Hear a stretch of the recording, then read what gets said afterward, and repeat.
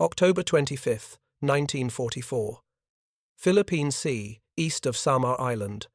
The morning light filtered through broken clouds as the massive turrets of Battleship Yamato rotated toward targets on the horizon. Inside the forward fire control station, Lieutenant Commander Noboru Kojima pressed his eyes against the optical rangefinder, adjusting the delicate mechanisms that had taken German craftsmen years to perfect. The escort carriers ahead appeared as grey silhouettes dancing in and out of visibility, shrouded by artificial smoke screens that degraded every measurement. His hands moved through the familiar sequence. Adjust the eyepiece. Center the split image. Read the range. Call it down to the plotting room deep in the armored citadel below. 26,000 meters. The number meant nothing without bearing, without target speed, without the dozens of calculations required to predict where those distant ships would be when shells weighing more than a compact automobile arrived 30 seconds after firing. But something was wrong. If you're enjoying this deep dive into the story, hit the subscribe button and let us know in the comments from where in the world you are watching from today. The targets kept disappearing into smoke, reappearing at unexpected positions, zigzagging violently in patterns that made prediction impossible. Every time his optical instruments achieved a solution, the Americans changed course. He had been trained that Yamato's 18.1-inch guns represented ultimate naval power. Each barrel could hurl a 3,200-pound armor-piercing shell over 26 miles, with accuracy sufficient to penetrate the thickest battleship armor ever made.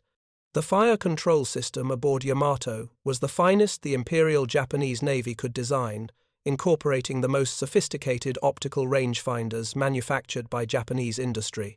Yet, in this moment, facing targets that refused to behave according to doctrine, facing smoke that turned precise optical measurements into guesswork, those magnificent guns could not find their mark. What Kojima did not understand that morning was that he was watching the death of battleship supremacy in real time, not from lack of courage, not from inferior gunnery, but from something more fundamental. The nature of naval warfare itself had transformed, and the weapons designed to dominate in one era had become obsolete in another. The 18.1-inch guns of Yamato, the largest naval rifles ever mounted on a warship, were failing not because they lacked power, but because power alone could no longer determine victory at sea. The story of this failure began years earlier, in the design rooms and testing ranges where Japanese naval architects pursued an obsession that would consume enormous resources and yield minimal strategic return. It was a story of magnificent engineering applied to solve problems that would cease to matter by the time the solution arrived. It was a story of how even the most powerful weapon becomes irrelevant when the fundamental nature of combat changes beneath it. To understand why Yamato's guns failed requires understanding what they were designed to do, and more importantly, what they could not do against an enemy that refused to fight the kind of battle Japanese doctrine anticipated. The conception of Yamato's main armament began in the early 1930s, when Japanese naval planners faced a strategic dilemma that would shape their approach to battleship design for the next decade. The Washington Naval Treaty of 1922 and the London Naval Treaty of 1930 had imposed strict limitations on capital ship construction, establishing a ratio that gave the United States and Britain numerical superiority over Japan in battleship tonnage. Japan was allocated 60% of the tonnage permitted to the Americans and British. For Japanese strategists, this mathematical disadvantage created an existential problem. In any future conflict with the United States, the Imperial Japanese Navy would face an American battle line that outnumbered Japanese battleships 3-2. Traditional naval doctrine, dating back to Admiral Mahan's principles established in the late 1800s, held that battles between battleship fleets would decide control of the sea. If Japan could not match American numbers, Japanese planners reasoned, they must achieve superiority through individual ship quality. This thinking led to a radical conclusion. If Japan could not build as many battleships as America, Japan would build battleships so individually powerful that one Japanese vessel could defeat two American ones. The concept was elegant in theory. Superior firepower from larger guns, combined with superior armor protection and superior speed, would allow Japanese battleships to engage American vessels from ranges where return fire could not penetrate Japanese armor, destroying American ships one by one while remaining invulnerable themselves. The key to this strategy was the main battery. Japanese designers needed guns large enough to penetrate any armor the Americans might build, while firing from ranges beyond what American guns could reach effectively. After extensive analysis of American battleship construction programs and estimates of future American designs, Japanese naval architects settled on 18.1 inches as the necessary caliber. This represented a massive increase over the 16-inch guns that armed most modern battleships of the era. The decision to build 18-inch guns was made secretly in 1934, after Japan withdrew from the League of Nations and renounced all naval treaty obligations. Captain Kikuo Fujimoto, the brilliant designer who conceived the Yamato class, presented detailed calculations showing that 18-inch guns firing 3,200-pound shells could penetrate American 16-inch armor at ranges where American 16-inch guns could not penetrate Japanese armor. The mathematical superiority seemed overwhelming. But mathematics on paper did not account for the realities of naval combat that would emerge in the Pacific War. The calculations assumed battles fought under ideal conditions: clear weather, good visibility, targets steaming in predictable patterns, range closing slowly enough for optical fire control to develop accurate solutions. Most critically, the calculations assumed battles fought between battleships, where the massive guns could be brought to bear against targets designed to absorb punishment and return fire in kind. None of these assumptions would prove valid against the fast carrier task forces that would dominate the Pacific Naval War. The Type 94 main battery guns that equipped Yamato represented the pinnacle of naval artillery development. The designation itself was deceptive. Officially, the Imperial Japanese Navy designated these weapons as 40-centimeter 45 caliber Type 94 guns, implying a bore of 15.7 inches. This was deliberate misdirection, an attempt to conceal their true size from foreign naval intelligence. The actual bore diameter was 46 centimeters, 18.1 inches, making them the largest caliber naval rifles ever mounted on any warship. Each gun barrel measured 21.13 meters in length and weighed 147.3 metric tons. The construction technique employed multiple layers of steel tubing, shrunk one over another to create immensely strong barrels capable of withstanding the enormous pressures generated when firing. The manufacturing process was so complex that only the Kure Naval Arsenal possessed the specialized equipment and skilled craftsmen necessary to produce them. 27 barrels were ultimately manufactured for the 3 ships of the Yamato class, though only 18 actually went to sea aboard Yamato and Musashi.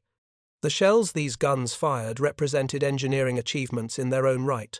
The Type 91 armor-piercing projectile weighed 1,460 kilograms, 3,219 pounds.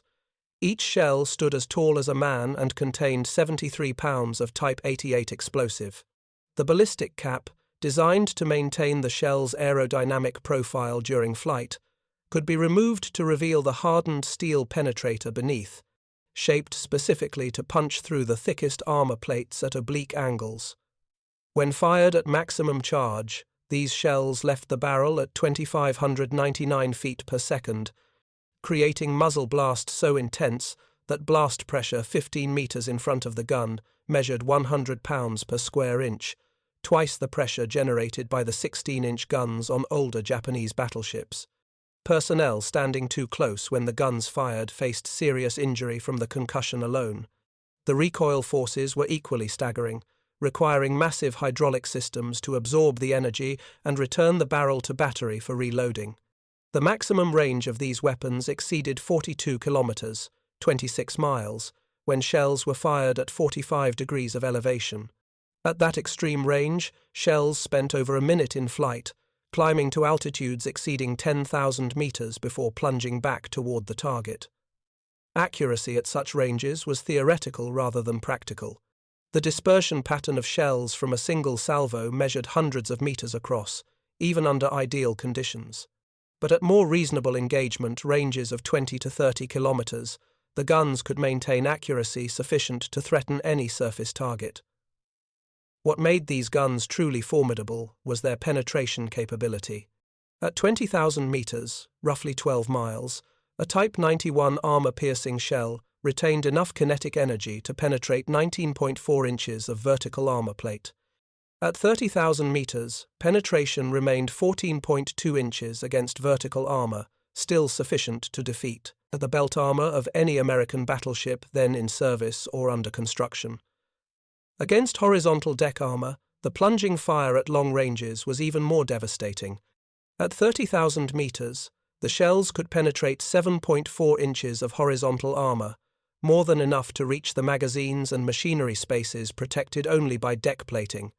The armor penetration tables impressed Japanese naval staff officers who studied them in planning rooms ashore.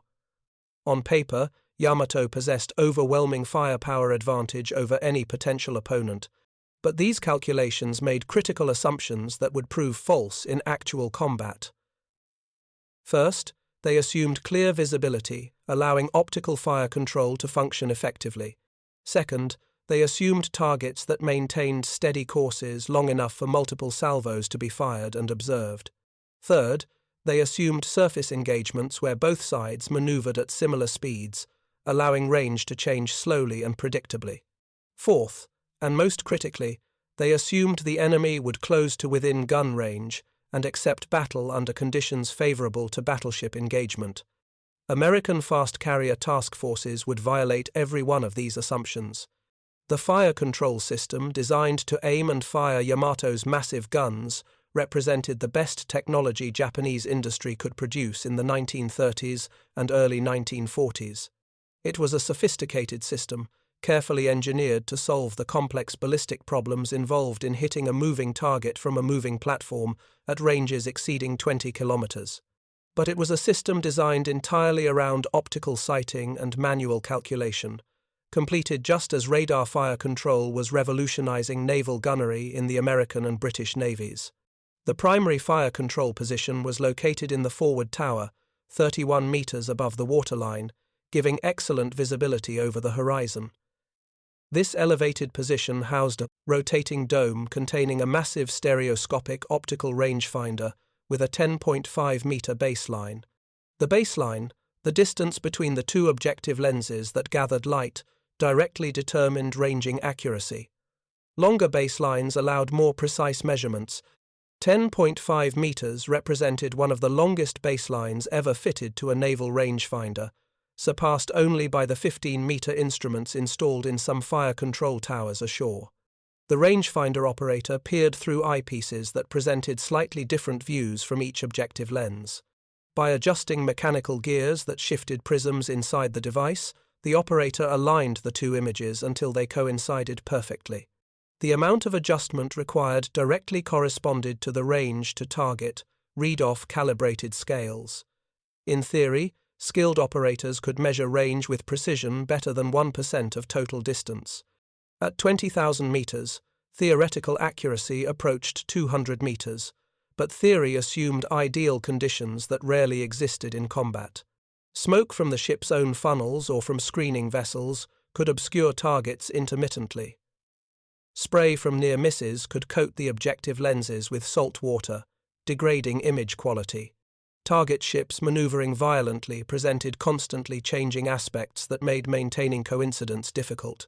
And most problematically, targets could disappear entirely into rain squalls, fog banks, or artificial smoke screens, forcing the operators to lose track and reacquire when visibility returned. Japanese optical fire control was entirely dependent on seeing the target clearly. If visibility degraded, accuracy degraded proportionally. If the target disappeared completely, fire control was impossible until reacquisition.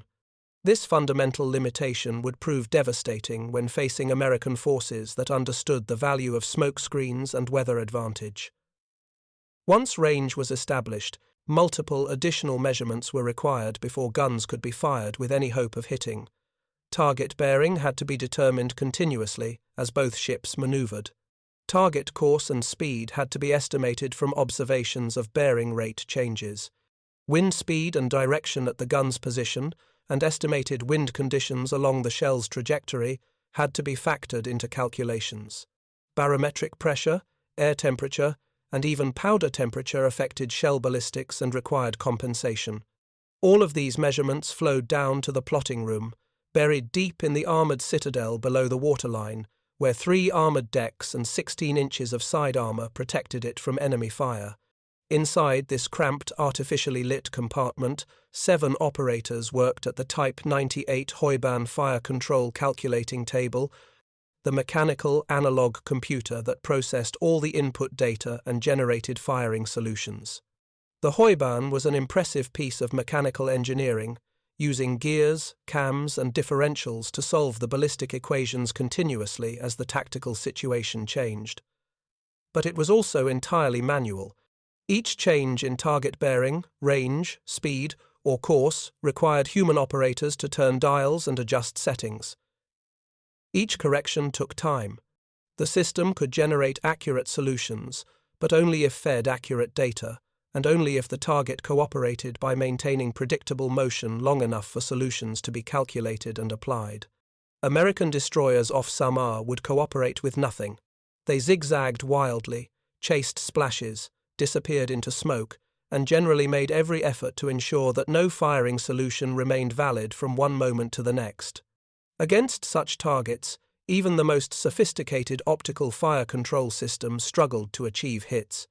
The contrast with American radar fire control became apparent during the few instances where Japanese and American surface forces engaged. American destroyers, equipped with Mark 37 fire control systems that integrated radar range measurement with mechanical computers and gyro-stabilized directors, could generate accurate firing solutions within seconds of acquiring a target, even in smoke or darkness. The radar provided continuous range updates unaffected by visibility. The mechanical computer, fed by electrical sensors rather than manual inputs, could track rapid target movements and apply corrections automatically. Japanese optical systems, no matter how precisely manufactured, could not match this capability. They could not see through smoke. They could not measure range to targets beyond the optical horizon. They could not track targets accurately in poor visibility. And critically, they could not quickly shift between multiple targets or rapidly update solutions as targets maneuvered violently. This fundamental difference in fire control philosophy would prove decisive in the actual combat engagements where Yamato's guns were called upon to perform. The magnificent 18-inch rifles had the power to sink any ship they hit, but hitting required seeing, measuring, calculating, and predicting. Against fast-moving targets employing smoke and radical maneuvers, optical fire control could not deliver the accuracy needed to justify the enormous weight of those massive guns. The other critical limitation built into Yamato's fire control system was rate of fire. The mechanical complexity of loading such massive shells and powder charges limited the guns to approximately 2 rounds per minute per barrel under ideal conditions, and realistically closer to 1.5 rounds per minute during sustained combat. This gave Yamato's main battery a theoretical salvo cycle time of about 40 seconds, during which 9 shells weighing nearly 30,000 pounds total would be hurled toward the enemy. 40 seconds sounds fast until compared to the speed at which targets could maneuver. An escort carrier making 18 knots traveled approximately 350 meters during that 40-second interval. If that carrier was zigzagging, changing course every 30 seconds, as many did during the battle off Samar, the fire control solution was already obsolete before shells even left the barrel. By the time shells arrived after 30 seconds of flight, the target had potentially changed course twice and moved over 700 meters from its position when the guns fired.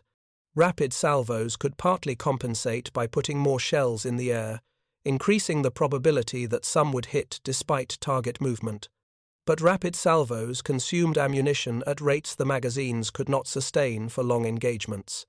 Yamato's magazines held approximately 100 rounds per gun, roughly 60 minutes of sustained combat at maximum rate of fire.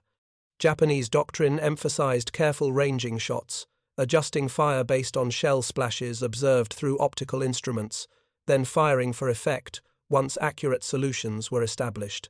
This methodical approach worked well against targets that maintained steady courses. It worked poorly against targets that refused to cooperate. If you find this story engaging, please take a moment to subscribe and enable notifications. It helps us continue producing in-depth content like this. The fundamental mismatch between Yamato's fire control capabilities and the tactical realities of Pacific naval combat became apparent during the ship's brief career. At the Battle of Midway in June 1942, Yamato steamed with the main battle force, positioned to engage American battleships that Japanese intelligence assured would sortie to defend Midway Island. The American battleships never came. American carrier aircraft found and destroyed 4 Japanese carriers, while Yamato's guns remained silent, unable to engage targets beyond visual range. At the Battle of Leyte Gulf in October 1944, Yamato finally fired her main batteries in anger during the pursuit of American escort carriers off Samar. Over nearly 2 hours of combat, the battleship fired approximately 100 rounds of 18-inch ammunition at ranges varying from 20,000 to 35,000 meters. Shell splashes were observed straddling targets repeatedly. Some hits were claimed, though many of these were likely the work of accompanying cruisers rather than Yamato's guns. What struck observers aboard Yamato was how difficult it proved to actually sink the small American carriers despite massive firepower advantage. The carriers dodged shells by steering toward previous splash locations, gambling that Japanese gunners would not fire twice at the same spot. The tactic worked far more often than it should have. Optical fire control, even the best optical fire control Japanese industry could produce, could not track evasive targets with sufficient accuracy to guarantee hits at 20-kilometer ranges. The real test came on April 7, 1945, during Yamato's final sortie toward Okinawa. That day would prove definitively that battleship guns, no matter how powerful, had become irrelevant against opponents who refused to close within range and instead employed massed air attack. But even before that final battle, the limitations were apparent to anyone willing to see them. The guns that were supposed to guarantee Japanese naval superiority had failed to deliver that superiority when it mattered. The reason was simple yet profound. Yamato's 18-inch guns were designed to fight World War I battles in a World War II environment. They were optimized for long-range surface engagements between battleships, steaming in formation, closing slowly while exchanging salvos in a test of armor and firepower. That was the decisive battle doctrine, the Kantai Kessen, that dominated Japanese naval thinking since the Russo-Japanese War of 1904 and 1905, when Admiral Heihachiro Togo had crossed the T at Tsushima and annihilated the Russian Baltic Fleet in exactly the kind of surface gun battle that Japanese planners expected to repeat against the Americans. But the Americans never gave them that battle. American strategy in the Pacific, forged in the desperate months after Pearl Harbor, when battleships lay on the bottom of the harbor and carriers represented the only offensive striking power available, centered on carrier aviation. Fast carrier task forces operated hundreds of miles from enemy positions, launching strike aircraft that could attack targets far beyond the reach of battleship guns. The carriers themselves steamed at speeds exceeding 30 knots, faster than Yamato's 27 knots, allowing them to choose engagement ranges or decline battle entirely. Against such opponents, Yamato's magnificent guns were useless. They could not shoot down aircraft. They could not reach targets beyond visual range. They could not force reluctant enemies to close and accept surface combat. The 18-inch rifles represented the absolute peak of battleship gun development, achieving power that would never be surpassed because no nation would ever build battleships again after World War II. Yet that peak was reached in a weapon type that had already become strategically obsolete. The final irony was that the very features that made Yamato's guns so powerful, the massive shells and long range, worked against effectiveness in actual combat. The huge shells overpenetrated lightly armored ships, passing completely through thin hulls before the delayed action fuses triggered detonation. This was by design. Armor-piercing shells were optimized to penetrate 16-inch armor plate before exploding inside enemy battleships. Against escort carriers with hulls a fraction of an inch thick, the shells punched clean through without doing the catastrophic damage that high-explosive shells with instantaneous fuses would have inflicted. Had Yamato been loaded with high-explosive shells optimized for unarmored targets, the destruction inflicted on American carriers off Samar might have been far worse. But doctrine called for armor-piercing ammunition as primary load, anticipating battleship engagements. The wrong ammunition for the wrong targets in the wrong kind of battle.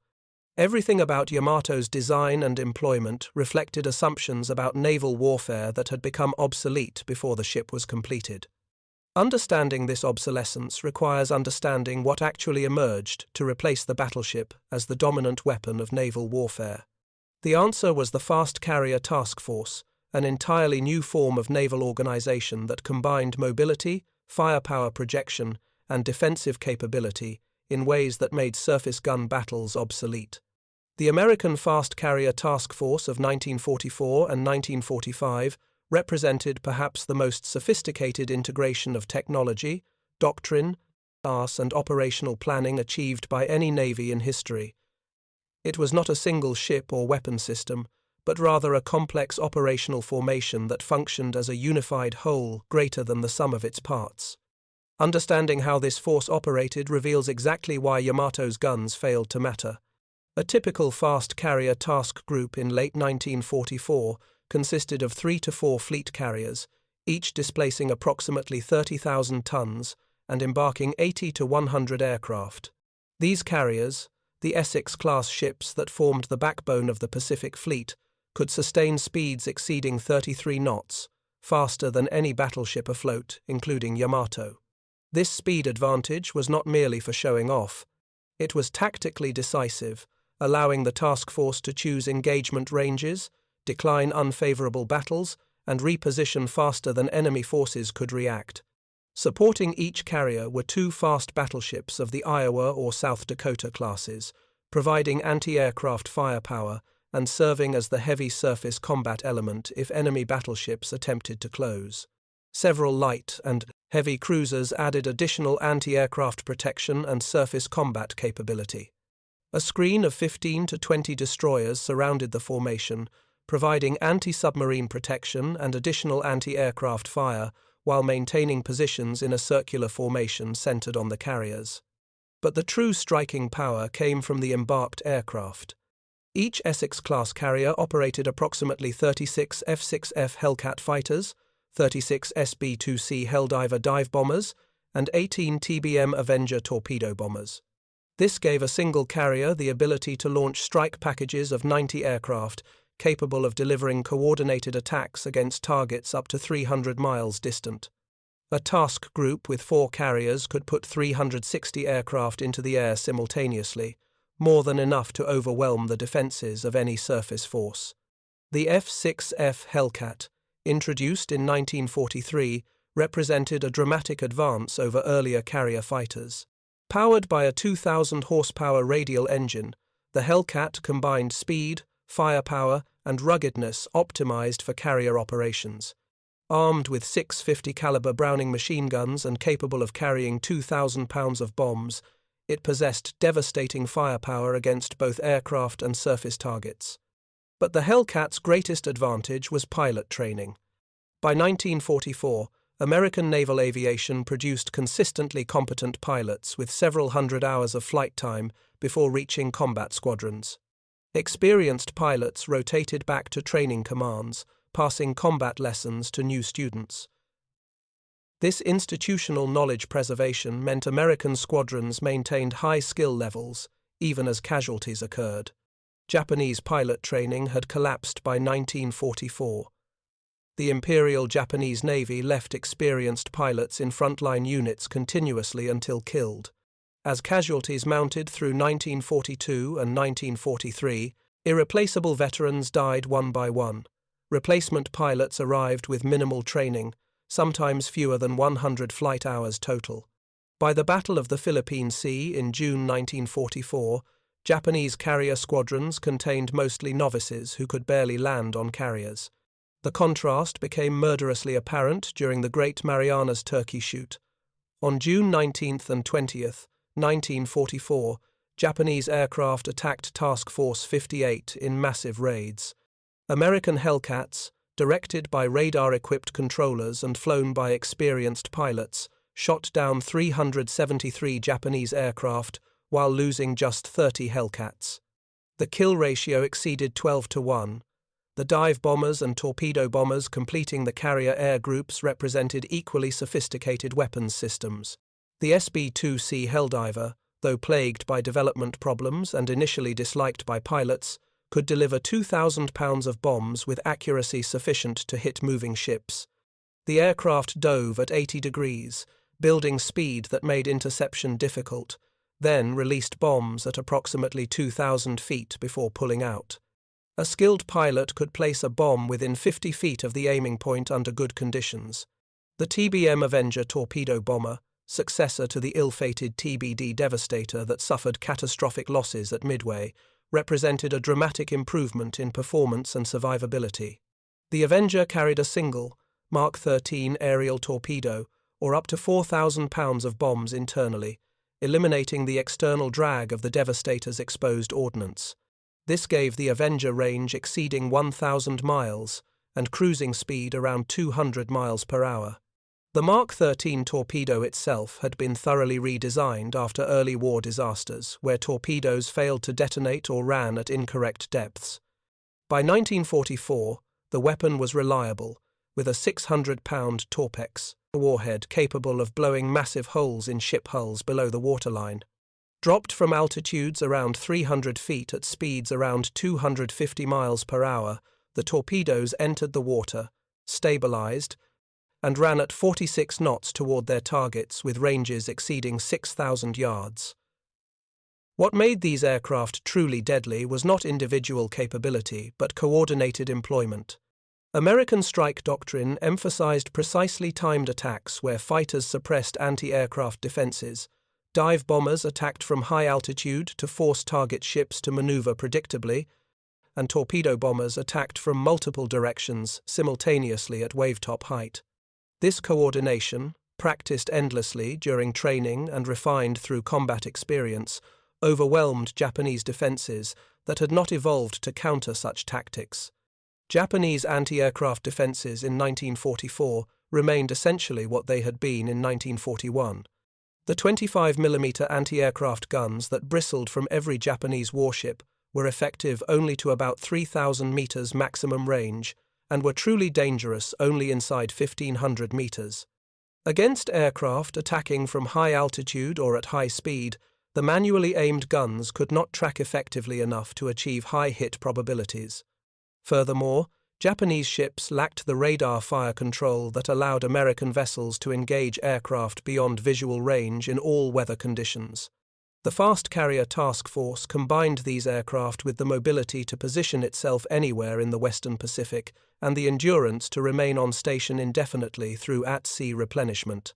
This last capability deserves emphasis, as it represented a revolution in naval logistics that fundamentally changed what was operationally possible. Before World War II, naval operations were constrained by the need to return to port for fuel, ammunition, and supplies. A battleship sortie might last a week before the force needed to return to base. This limitation defined operational planning.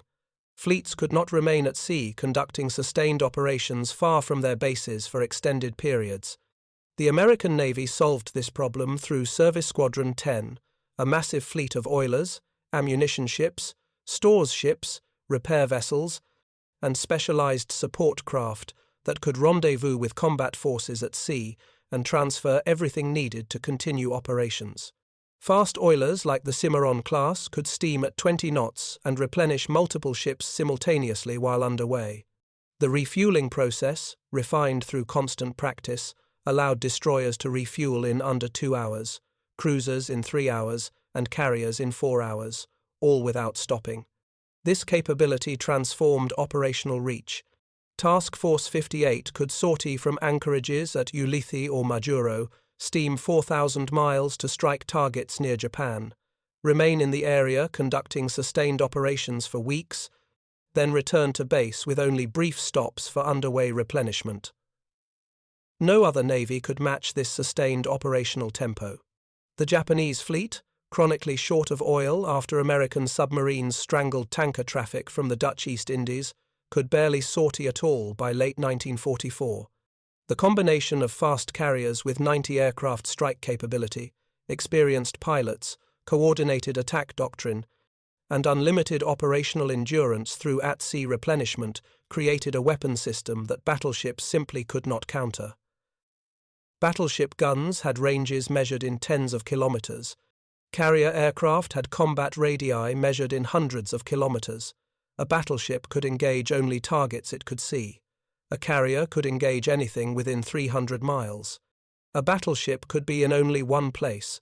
A task force with 4 carriers could attack multiple targets simultaneously or concentrate overwhelming force against a single target.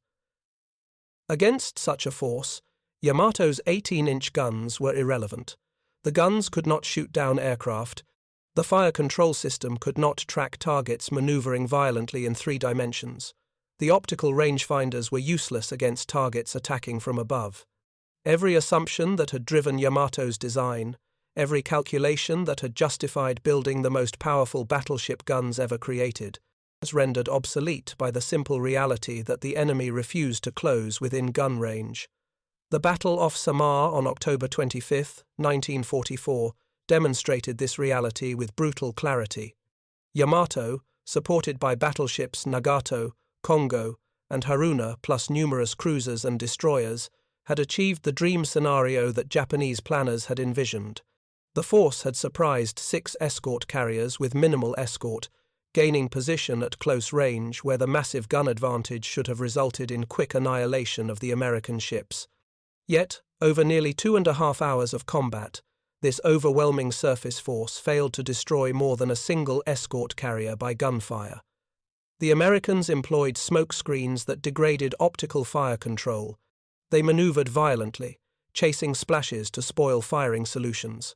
Their destroyers charged suicidally at the Japanese battleships, forcing maneuvers that disrupted formation integrity. And most critically, American aircraft swarmed over the Japanese ships in continuous waves, forcing constant evasive maneuvers and diverting attention from the surface action. Yamato fired approximately 100 rounds of 18-inch ammunition during this battle. Some hits were observed, though whether from Yamato or from accompanying cruisers remains unclear. The carrier Gambier Bay, which sank after sustained heavy cruiser fire, might have taken hits from Yamato, but the chaos of battle made positive identification impossible. What was clear was that the most powerful battleship ever built had failed to accomplish its mission despite achieving ideal tactical conditions. The reason for this failure was not lack of courage or effort by Yamato's crew. They performed magnificently under difficult circumstances. The optical fire control operators worked desperately to maintain solutions on zigzagging targets through smoke and rain. The gun crews loaded and fired at maximum sustainable rate. The damage control parties managed flooding and fires. Everyone did their duty. Yet the ship failed to sink even a single confirmed target through main battery fire. The failure was systemic, built into the fundamental assumptions that had driven Yamato's design. The battleship had been optimized for a kind of warfare that no longer existed in the Pacific. The 18-inch guns, magnificent as they were, solved problems that were no longer relevant while failing to address the actual threats that mattered. The final demonstration of this obsolescence came on April 7, 1945, when Yamato sortied on Operation Tengo, the suicide mission toward Okinawa. This time, the battleship never reached visual range of the enemy before being attacked. American submarines detected the force immediately after it departed Japanese waters and tracked it throughout the night, transmitting continuous position reports. American reconnaissance aircraft spotted Yamato at dawn and maintained contact. Vice Admiral Mark Mitcher, commanding Task Force 58, launched strikes from multiple carrier groups, totaling approximately 380 aircraft.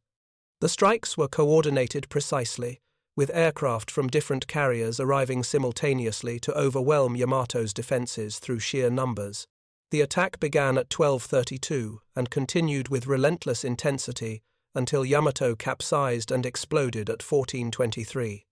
During those less than 2 hours, Yamato absorbed an estimated 11 to 13 torpedo hits and 6 to 15 bomb hits. The ship's massive armor protected against some bombs, but torpedoes struck below the armor belt where the hull was vulnerable. More critically, concentrated torpedo attacks on the port side caused progressive flooding that overwhelmed damage control capabilities.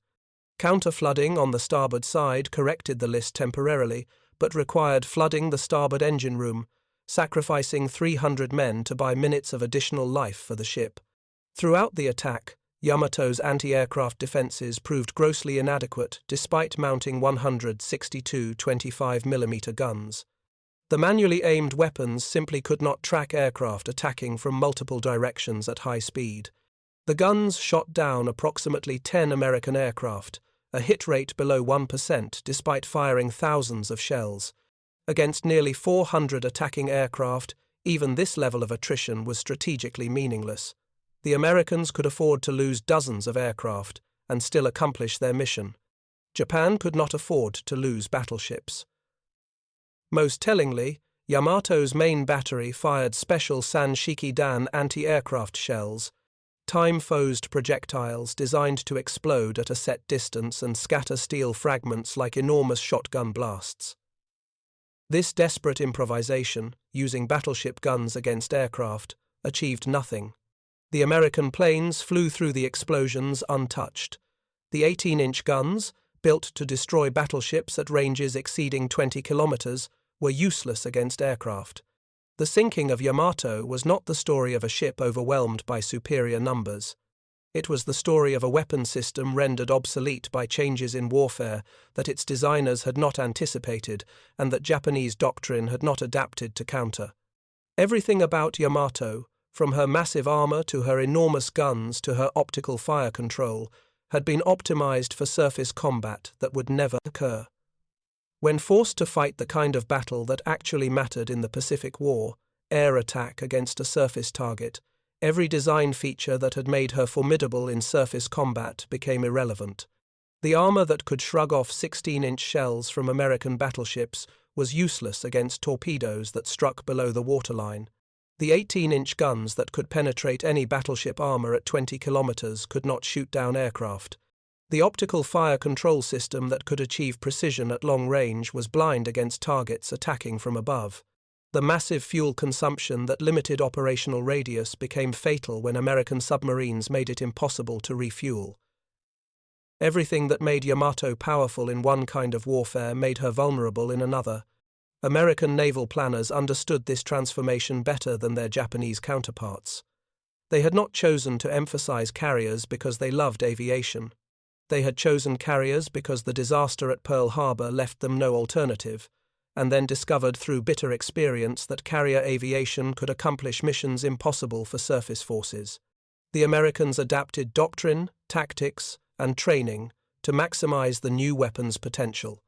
Japanese planners, constrained by institutional traditions emphasizing battleship warfare and by Admiral Yamamoto's death in 1943, removing the Navy's strongest aviation advocate, adapted far more slowly. The strategic implications of this technological and doctrinal gap were profound. By mid-1944, the American Fast Carrier Task Force could project power anywhere in the Western Pacific with virtual impunity. Japanese battleships, including Yamato, could not stop them. Japanese land-based aircraft could not stop them. The Japanese combined fleet could not sortie without risking destruction by American submarines and carrier strikes. The Americans controlled the sea, absolutely, allowing amphibious invasions to proceed on any schedule Admiral Nimitz chose. This control rested not on superior battleship guns, but on superior carrier aircraft, superior pilot training, superior radar and fire control systems, superior logistics, and superior operational doctrine that integrated all these elements into a coherent whole.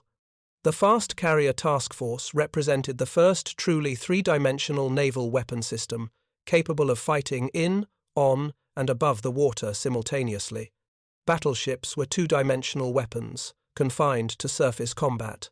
Against three-dimensional opponents, they had become obsolete. The human cost of this obsolescence was staggering. 3,332 officers and men sailed aboard Yamato on April 7th. Only 276 survived the sinking. Over 3,000 men died aboard a ship whose mission was known to be suicidal before departure. They died because Japanese leadership, unable to admit that battleships no longer mattered, ordered the sortie for psychological and political reasons rather than military ones. The mission would demonstrate that the Navy still possessed fighting spirit, that Japan would resist invasion to the bitter end. But it would accomplish nothing of strategic value. Those 3,000 deaths illustrated the ultimate failure of Yamato's 18-inch guns. The guns had consumed enormous resources to build, enormous resources to maintain, enormous fuel to move into position, and enormous courage from the men who served them. Yet when the test came, when those guns were finally called upon to justify their existence, they could not perform the mission. Not because the guns were poorly designed, they were magnificently designed. Not because the crews lacked skill or courage, they possessed both in abundance.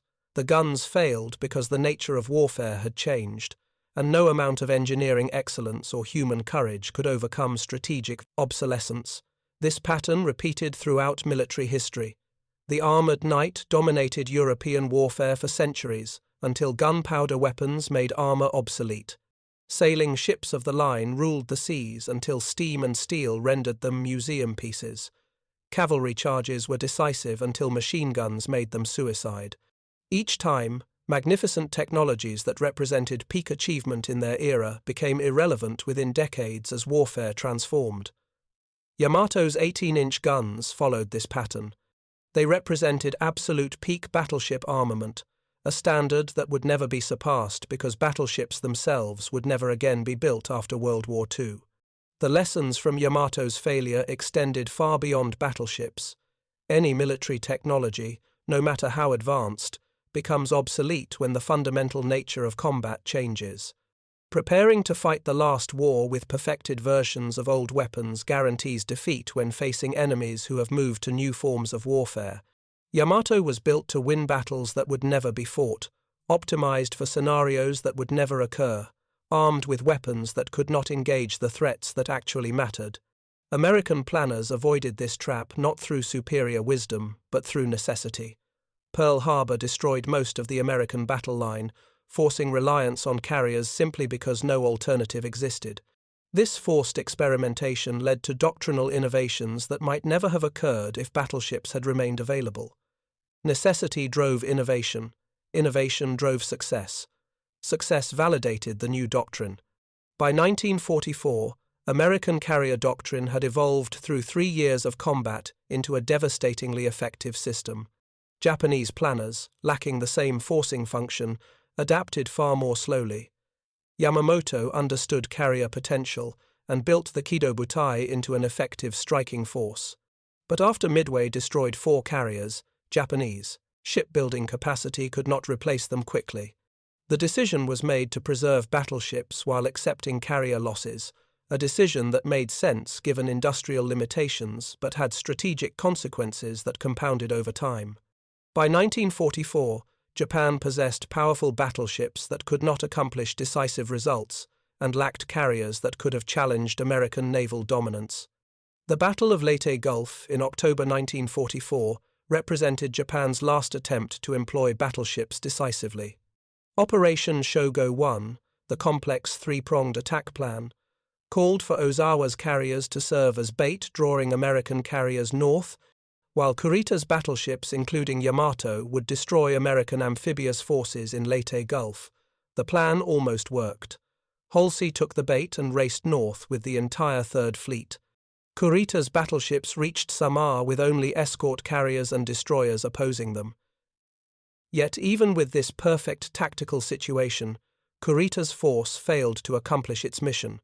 The combination of aggressive American destroyer attacks, continuous airstrikes, and confusion about what forces he actually faced led Kurita to withdraw just as victory seemed within reach.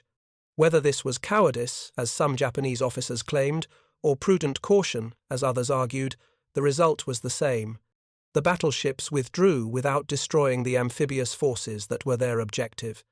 The failure at Leyte Gulf demonstrated that even when tactical conditions favored surface forces, battleships could not accomplish strategic missions in an environment dominated by air power. The American carriers that Halsey had taken north were not needed to stop Kurita. Air power from escort carriers and maneuvering by destroyers sufficed.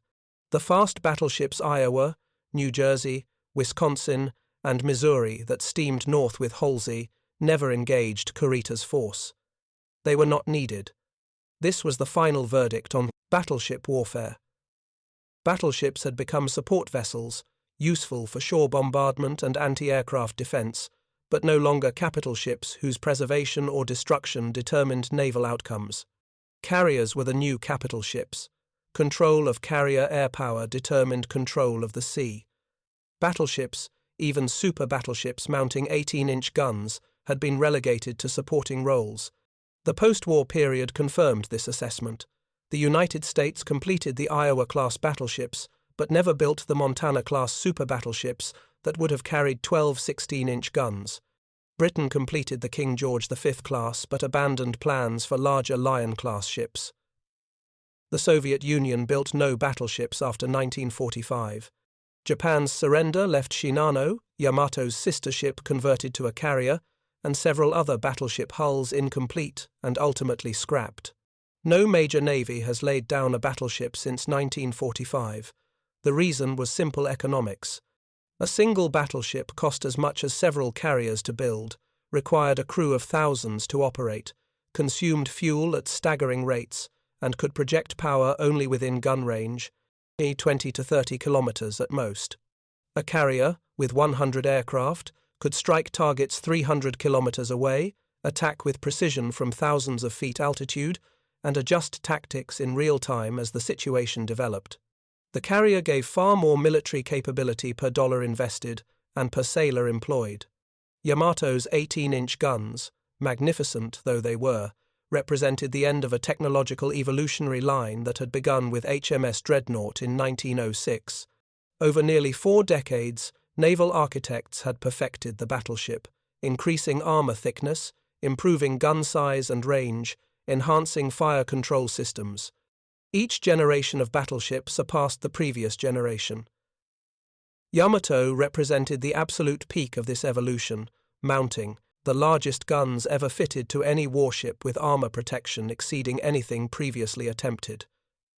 Yet even as Yamato was being built, the evolutionary line was ending.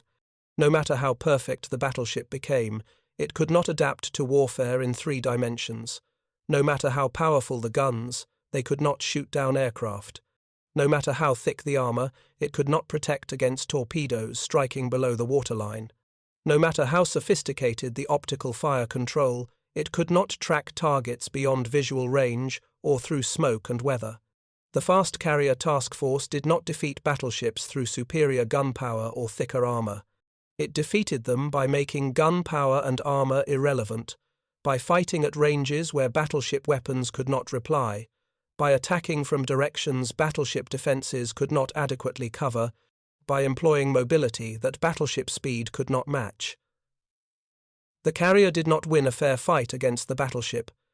It refused to fight fairly, and that refusal was what made it dominant. This is perhaps the most important lesson from Yamato's failure. Military superiority comes not from perfecting old weapons but from adopting new ones, not from being better at traditional warfare, but from changing how warfare is conducted. The nation that clings to proven technologies, no matter how sophisticated, loses to the nation that adopts unproven innovations, no matter how crude initially. American carrier doctrine in 1942 was rough and unpolished, plagued by equipment failures and tactical uncertainties. By 1944, it had evolved into the most effective naval warfare system ever deployed. Japanese battleship doctrine in 1942 was polished to perfection, the product of decades of development. In 1944, it was obsolete. Yamato's magnificent 18-inch guns stand as monument to this reality. They were the finest battleship weapons ever created, representing peak achievement in naval artillery. They were also strategically useless, unable to accomplish the missions that mattered in the Pacific War. Power without relevance is not power. Perfection in obsolete systems is still obsolescence. The greatest battleship guns ever built failed because battleship guns themselves had become irrelevant. The contrast between American adaptation and Japanese rigidity extended beyond tactics to training, logistics, and industrial production. American shipyards launched Essex-class carriers at a rate of 1 per month during peak production in 1944. Japanese yards could not replace carrier losses at anywhere near this rate. American pilot training produced thousands of competent aviators annually. Japanese training collapsed under resource constraints. American industry produced 50-caliber machine guns, aircraft engines, radios, radar sets, and every other component needed to support carrier operations in overwhelming quantities. Japanese industry struggled to meet even minimal requirements. These disparities in industrial capacity and institutional flexibility mattered far more than individual weapon superiority. Even if Yamato's 18-inch guns had performed perfectly, even if every shell had hit its target, the strategic outcome would not have changed. The Americans could afford to lose ships and aircraft and personnel and replace them faster than they were destroyed. Japan could not. The mathematics of industrial attrition guaranteed Japanese defeat regardless of tactical outcomes in individual battles. Understanding Yamato's failure requires understanding this larger strategic context. The battleship was not defeated in isolation. She was defeated as part of a comprehensive Japanese failure to adapt to modern warfare's demands. Japan entered the war with a smaller industrial base than the United States, a smaller population, and fewer natural resources. These fundamental disadvantages could only be overcome through superior strategy, superior tactics, or superior technology applied to offset numerical inferiority. Japanese strategy emphasized the decisive battle doctrine, the single climactic engagement where superior Japanese fighting spirit and individual ship quality would overcome American numerical superiority. This strategy assumed the Americans would accept battle on Japanese terms, closing to gun range where Yamato's 18-inch guns would prove decisive. The Americans refused. They fought at ranges and in ways that negated Japanese advantages while exploiting their own superiority in carriers and aircraft. The failure of Yamato's guns was thus inevitable, built into flawed strategic assumptions that underestimated how much warfare had changed and overestimated the continued relevance of surface combat. The guns themselves were magnificent. The ship was beautifully designed. The crew was brave and skilled. But magnificent guns on a beautiful ship crewed by brave men could not overcome obsolete strategy, inadequate doctrine, and technological inferiority in the systems that actually mattered. April 7, 1945. East China Sea. Yamato lies capsized, her massive hull split by explosions, sinking toward the seafloor 200 meters below. Around her drift hundreds of survivors, clinging to wreckage, shouting for help, watching their ship disappear beneath the waves. Above them circle American aircraft, some maintaining patrol against unlikely Japanese reinforcement, others photographing the sinking for intelligence analysis. Inside Yamato's flooded compartments, the 18-inch guns rest in their turrets, barrels trained uselessly toward empty horizons. The guns never fired at American Task Force 58. The optical rangefinders never acquired targeting solutions. The fire control computers never generated firing data. The most powerful naval rifles ever mounted on any warship sank without engaging the enemy that destroyed them. Aircraft did what battleship guns could not, striking from beyond gun range, attacking from directions the guns could not cover, delivering destruction the armor could not stop. In the decades since Yamato sank, the wreck has rested undisturbed on the seafloor, a tomb for 3,000 men and a monument to technological obsolescence. The ship remains the largest battleship ever built, mounting the largest guns ever fitted to a warship. These records will never be broken, because no nation will ever build battleships again. Yamato marks not just the end of Japanese naval power, but the end of the battleship era itself.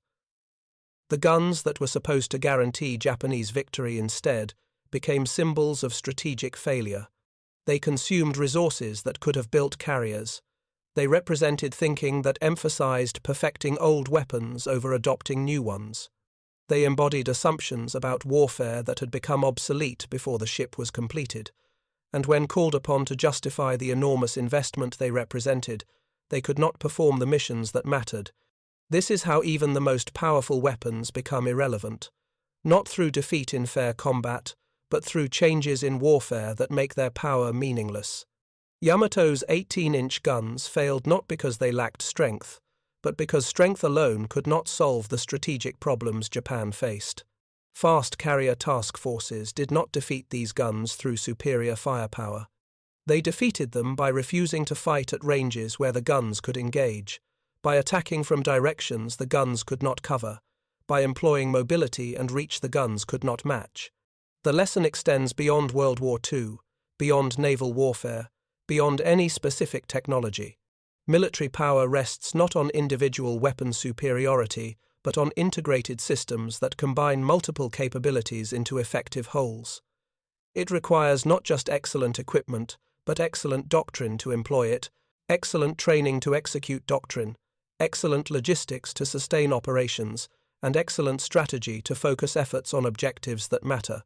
Excellence in any single area without adequacy in others produces failure. Yamato possessed excellence in armor, in guns, in construction quality, in crew training for surface combat. She lacked adequate anti-aircraft defenses, lacked radar fire control, lacked operational doctrine for the warfare environment she faced, lacked strategic purpose in an industrial conflict Japan was losing.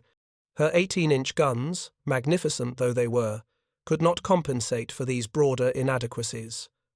No weapon, however perfect, can overcome strategic incompetence or systemic failure.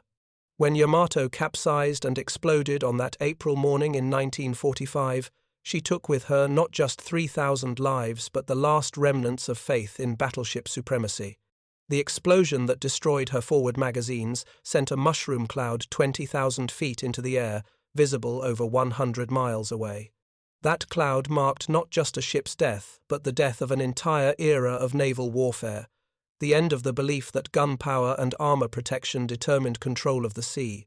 What replaced it was warfare in 3 dimensions, where aircraft carriers projected power through hundreds of aircraft operating at ranges measured in hundreds of miles, where radar and radio communications provided situational awareness that optical instruments could never match, where logistics systems enabled sustained operations that no previous navy could maintain, where pilot training and tactical coordination mattered more than ship armor or gun caliber. Yamato's 18-inch guns, the most powerful naval weapons ever created, had become obsolete before they fired their first shot in anger. They represented the absolute peak of a technological evolution that had ended.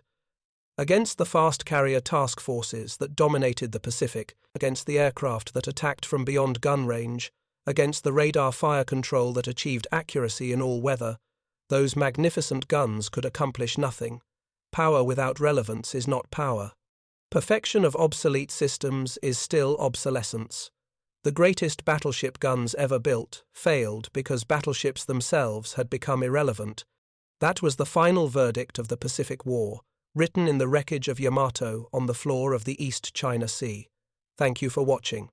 For more detailed historical breakdowns, check out the other videos on your screen now, and don't forget to subscribe.